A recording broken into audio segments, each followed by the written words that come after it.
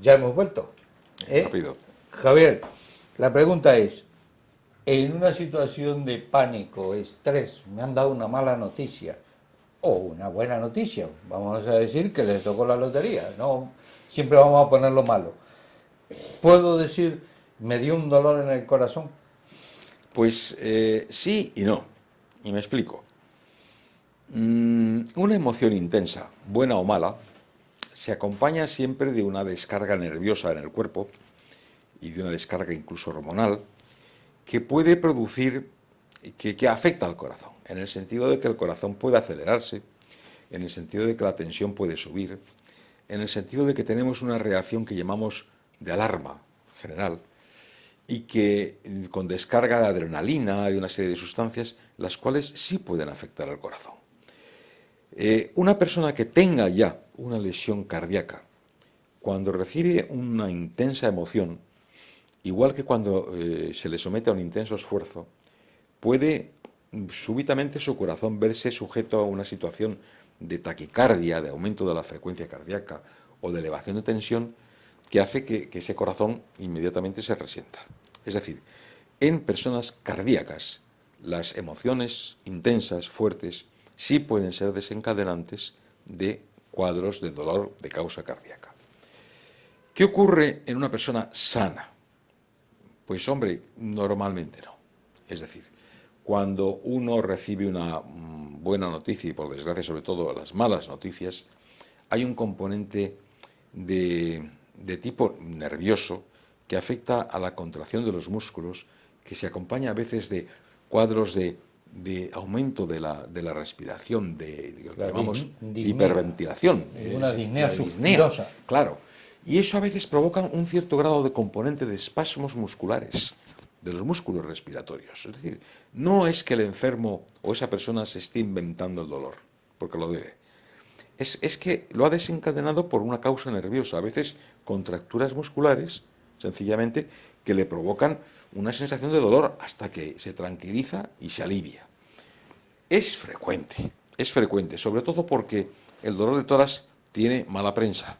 Es decir, todo dolor que ocurra sobre esta zona tiene ya la etiqueta de peligro. No así si ocurre en la barriga, pero aquí esto es una zona mala y es una zona de cuidado. Y cuando tenemos un dolor, sobre todo si lo asociamos con un esfuerzo o con una mala noticia y nos duele esta zona, inmediatamente pensamos en el corazón, que puede ocurrir, pero muchas veces es nervioso sin más. O sea, que, ¿qué síntomas serían necesarios o serían que me indiquen un riesgo y que evidentemente, es decir, no simplemente evidentemente porque me duela el pecho, tengo que ir a urgencias o ir al cardiólogo? ¿Qué síntoma sería el que me causa esa alarma? Yo diría que quizá tres.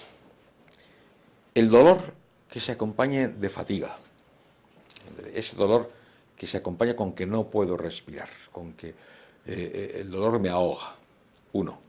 Dos, el dolor que se relaciona claramente con el esfuerzo, en un momento determinado, o incluso el dolor que está uno quieto y le asalta bruscamente. O sea, un dolor que no es que lo tenga uno días y días intermitentemente, sino que está bien y se desencadena con cada esfuerzo, o incluso está uno bien y de repente bruscamente le asalta un dolor importante. Tres, el dolor centrado, opresivo y que se corra.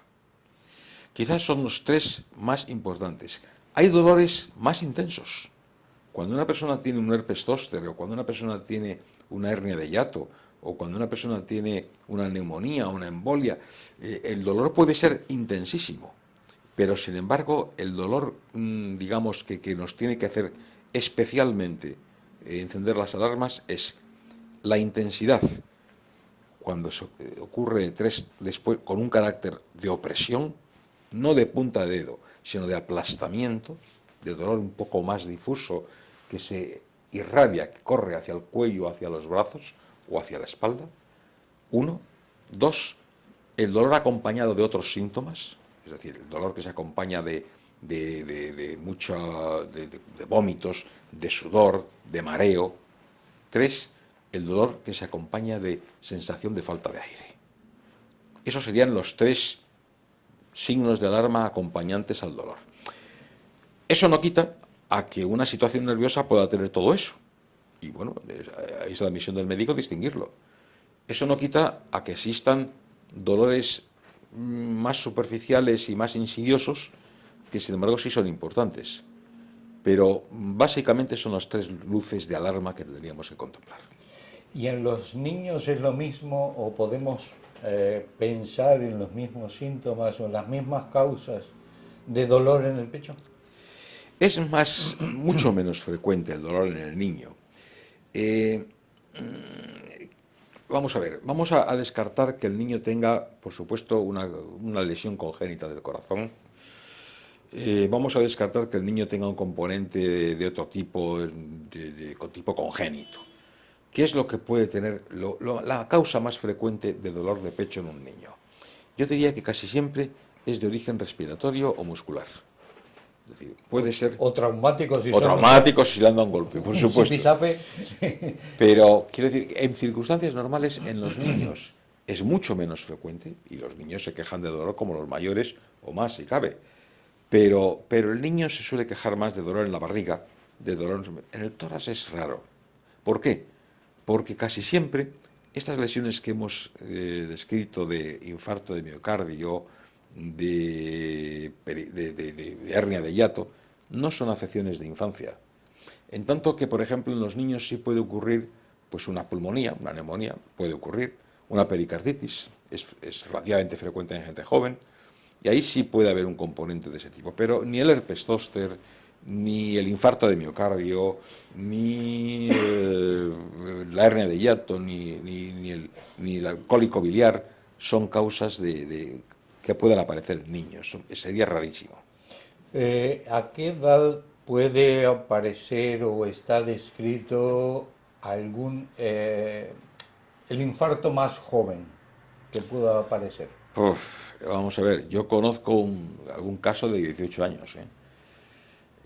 Casi siempre cuando un infarto tiene lugar en una persona joven, casi siempre es relacionado con una anomalía de una arteria del corazón, es decir, con una lesión congénita en la cual tiene una arteria anómala o mal desarrollada, que pasa desapercibida hasta que tiene un infarto. Hoy día se está viendo ya con gente no joven, bueno, sí joven, pero no chavales, una incidencia alta de ataques cardíacos en gente consumidora de droga. Cuando digo droga, digo sobre todo de cocaína. Es decir, vemos bastante gente que la cocaína es inductora de ataques cardíacos cuando hay un consumo reiterado, constante, etc. Y es una de las cosas que investigamos cuando tenemos un paciente, chico, hombre o mujer, joven, el preguntarle sobre si consume o no consume de forma habitual cocaína, etcétera, porque suelen ser un factor de riesgo añadido. Normalmente, el infarto de miocardio, la cardiopatía isquémica, la angina de pecho en suma, es rara por debajo de los 40 años y ahí ya es progresiva, aunque quizá haya una edad caliente que sería entre los 50 y los 70, digamos la edad de mayor incidencia, ¿no? Pero es muy infrecuente por debajo de los 35. O sea que es distinto un dolor en el pecho a los 20 años que a los 65. Totalmente, totalmente. Lo cual no quiere decir que no haya que investigar las dos cosas, ¿no? Es decir, un dolor en un chico de 20 años, si no es un dolor que es muy nervioso, sino que pues hay que investigar la causa, porque claro, no es normal que una persona en una edad que se le supone que está completamente sana tenga un dolor torácico. Y puede tener desde una afección del pericardio, una pericarditis, hasta una pleuritis, hasta no sé, una enfermedad más rara, ¿no? Pero habitualmente es infrecuente. Pero es un motivo de estudio, porque muchas veces en reconocimientos de chavales, incluso de estos deportivos, de que se suelen hacer en las federaciones de fútbol y demás, o de deportes, de varios deportes, pues, o al hacer deporte, el chico no, estaba corriendo y me ha dado un dolor fuerte, intenso en tal sitio. ¿Pero qué es lo que te ha dolido? Pues esta parte de aquí. Y hacemos una serie de pruebas y todo es normal. ¿Y qué es lo que ocurre? Que muchas veces también lo que antes la gente llamaba flato, que era un dolor claramente situado, digamos, en los costados, debajo de los arcos costales, como consecuencia de que el diafragma, por mala respiración durante el ejercicio, se tetaniza, se forma un espasmo, ¿no? Y eso provoca un dolor intenso que a la gente le frena el seguir haciendo trabajo. Y eso es quizá la causa más frecuente de dolor en chavales cuando hacen un esfuerzo. Pero no quita a que pueda haber, rara vez, pero puede haber una lesión en una válvula. Una lesión en una válvula, la cual puede ser un asunto muy serio, de tipo congénito casi siempre, y que hay que investigar porque eso puede ir a más. Y ahora vamos a suponer que llega una persona a la consulta de un médico, y el médico, ¿qué le tiene que hacer para saber, aparte de la historia, qué cosas, qué pruebas serán importantes hacerle para saber qué es una cosa o qué es otra? Yo siempre digo que lo más importante en la labor del médico es hablar con el enfermo. Probablemente más del 50% del diagnóstico se hace con el interrogatorio del enfermo. Un interrogatorio sereno en el cual se le pregunta sobre cómo es el dolor, cuánto tiempo lleva con el dolor, dónde le duele, si lo relaciona con algo, todas esas serie de preguntas. Eso ya casi siempre orienta al médico a la posibilidad de que sea una cosa u otra. Si eso no fuera suficiente, todavía el otro 30% se puede diagnosticar muy sencillo, explorando al enfermo. Explorar al enfermo significa mirarle, observarle, porque a lo mejor tiene una zona con un herpes, tocarle, porque un cartílago cuando se toca duele y mucho, auscultarle, para ver si ventilan bien los pulmones o si hay algún roce en una pleura, en el pericardio, etcétera, o una válvula. Y ya hablado y examinado, pasaría en la realización de pruebas. La prueba rey, cuando uno quiere diagnosticar o diferenciar claramente cuál es la causa del dolor, es el electrocardiograma. Hay pruebas tan importantes como puede ser una radiografía, pero el electrocardiograma es una prueba rapidísima, sencilla, inocua, que puede descartar de entrada casi siempre el que ese enfermo esté teniendo un proceso de corazón. A veces, si la prueba no es concluyente, luego hay que hacer una prueba de esfuerzo, pero inicialmente como medida diagnóstica es quizá lo más rápido. Y podemos pedir también una radiografía de tórax si sospechamos que hay un problema de pulmón, de vértebras o de otra índole, ¿no? Pero fundamentalmente yo diría que es, resumiendo, hablar, examinar y electrocardiograma. Puede suceder que el electrocardiograma sea normal, Sí. y que, sin embargo, tenga una afección cardíaca de algún tipo. Puede, no es frecuente, pero puede. Sobre todo en gente joven. En gente mayor, casi siempre la falta de riego en el corazón deja siempre una marca en el electrocardiograma que llamamos de reposo, es decir, en un examen normal ya se ven cosas que te hacen sospechar. Pero en una persona joven, de media edad, que no haya tenido eso durante mucho tiempo, sino que sea de aparición muy reciente, puede tener un electrocardiograma de reposo, que decimos, el que va uno el que se realiza uno en la visita médica, pues normal, o con alteraciones vagas, pero que no indican nada. Y entonces hay que realizar lo que se llaman pruebas de provocación. La más corriente suele ser la prueba de esfuerzo, una prueba arreglada, en la cual no consiste en el enfermo de hacer que suba usted escaleras y las baje y dígame si le duele, sino ver qué pasa durante la prueba con el electrocardiograma. Y entonces ahí se puede ver cómo esa persona que está normal, su corazón y su electrocardiograma, en situaciones de reposo, cuando el corazón necesita más oxígeno y es incapaz de dárselo, es cuando acusa cambios, y ahí se ven. Y luego hay que hacer, entonces ya eso automáticamente conlleva a la forzosa realización de otro tipo de pruebas. O sea que una de las cosas importantes para saber si tengo que ir al médico o no será la severidad y la repercusión que me esté dando ese dolor. Sí, pero con una marca. Y es que, claro, para una persona que le duele un cartílago, puede ser muy doloroso. Y evidentemente tiene que ir al médico para que le quite algo para quitárselo. Pero a lo mejor no es un tema de urgencias. Un tema de urgencias sería cuando, aparte de la intensidad, es, insisto, la respiración se ve afectada.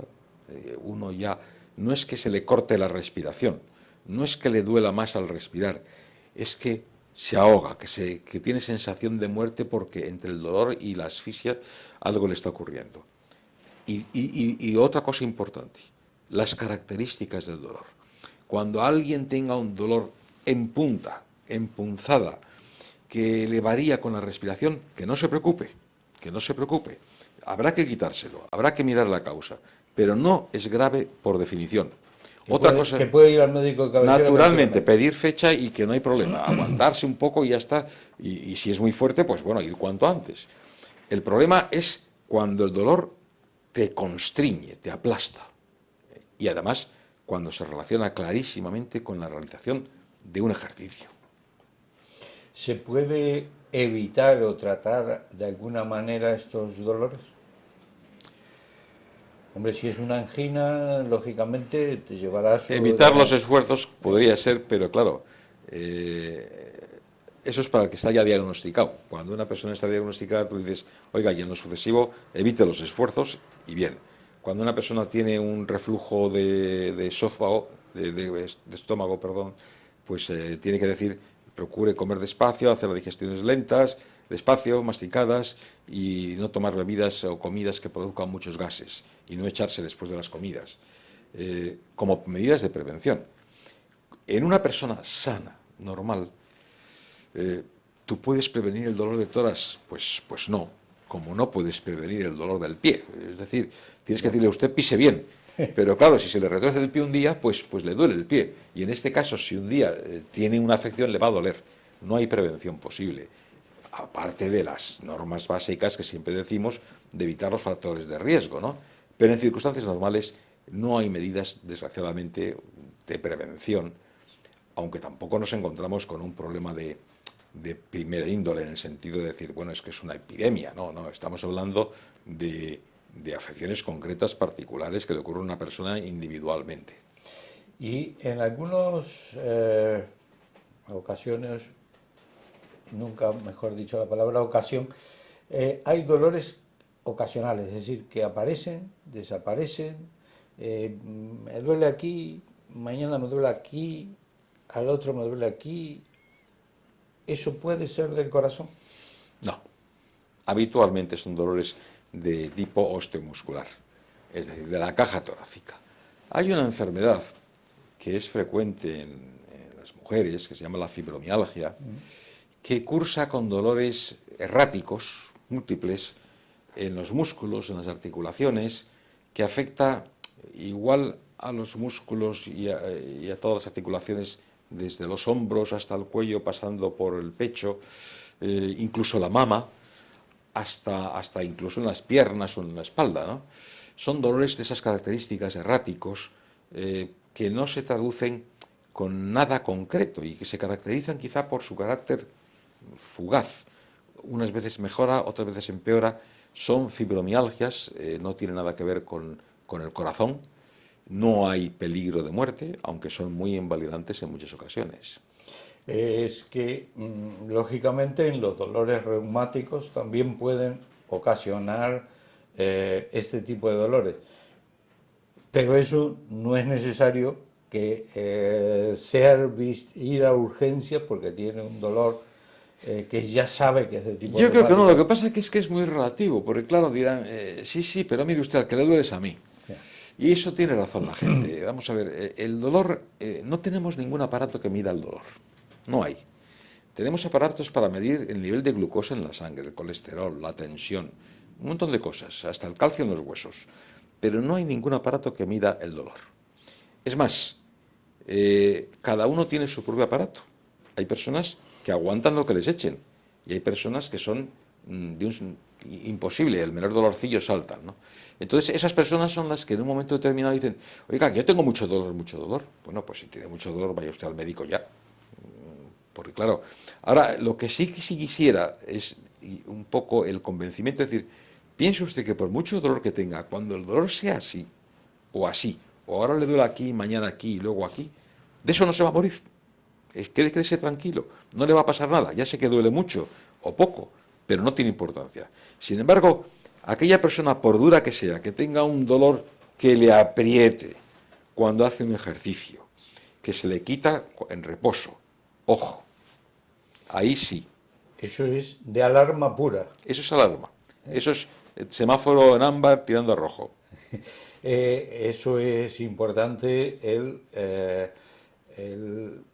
tener algún tipo de cuidado saludable para que estos dolores en el pecho no pasen. Lo primero es tener un diagnóstico. Lo primero es, o sea, la certeza de decir, oiga, ¿es el corazón o no es el corazón? Si es el corazón, le van a poner medicación, le van a hacer una serie de medidas. Y luego hay un medicamento que es básico, que es la nitroglicerina, las pastillas de cafenitrina, de Berniés, que son las típicas pastillitas estas de debajo de la lengua, que los enfermos que tienen angina, hay algunos que se creen que se aguantan la angina y no toman la pastilla porque creen, es que no vaya a ser que me acostumbre. Oiga, que es que la pastilla no es para el dolor. Es verdad que le va a quitar el dolor, pero le va a quitar el dolor porque le va a abrir las arterias. Al abrir las arterias, como el corazón se riega, llega de golpe un montón de oxígeno, el dolor desaparece. Entonces, lo que usted tiene que hacer cuando tiene una angina es tomar la pastilla no como el que toma una pastilla de aspirina para el dolor de cabeza, sino para aliviar la causa, y la causa en ese caso es la falta de oxígeno. Por lo tanto, no se preocupe usted que nunca se va a acostumbrar a tener que tomar una pastillita que le cree hábito. No, a mí lo que me gustaría es que quedara muy claro en el día de hoy es que todo dolor en el pecho no significa un ataque al corazón y que tenemos que salir corriendo a urgencias al hospital. Que muchos de o la mayoría de los dolores habituales, el médico de asistencia primaria, el médico de cabecera o un médico cualquiera puede diagnosticarle y ayudarle para que ese dolor no lo padezca y que no tiene por qué tener el dolor. En más de un 80% de los casos, seguro. Eso es muy importante porque el tema generalmente es que se crea un pánico cuando aparece el dolor en el pecho. Es cierto, así es. Entonces creo que hoy a nuestros televidentes les ha quedado, se lo has dejado pintado, que lo van a llevar muy bien. Y señores, aprendan lo que nos dice el cardiólogo de cabecera, el doctor Domenech, que cuando hay determinados síntomas es riesgo y cuando no, el médico habitual puede salvarles perfectamente. Sobre todo, no asustar. Sí, que la gente sepa las cosas, pero cuál es la alarma y cuál es lo sensato, cuál es lo insensato. Pero a mí el mensaje que siempre me gusta es que no hay que asustar, hay que informar y saber de qué está la cosa. Y como tú lo has comentado hace un momento, recordar, el dolor que comprime, que constriñe, que aplasta, alarma. El dolor de pinchazos aquí o allá, que al respirar me respiro hondo y me duele, tranquilo. Tendrá otro estudio, pero no es una emergencia. Pero como siempre, tendrás que decir alimentación saludable y ejercicio. Sí, eso va de suave. Porque eso siempre los cardiólogos nos lo dais y nos quitáis todo lo rico y eso es lo que muchas veces comentábamos de los médicos aduana. Es decir, el médico que te quita el tabaco, te quita el alcohol, te quita la comida, te quita todo, ¿no? Y después lo usa él. Eso. Bueno, doctor Domenech, Javier, muchas gracias por haber estado en este programa de Salud y Sociedad, por habernos recibido aquí en tu consulta de Calderón de la Barca, y como siempre, un placer oírte y que nuestros televidentes acojan tus consejos para su vida saludable. Señores, aquí acaba el programa de Salud y Sociedad en Popular Televisión. Hasta la próxima semana.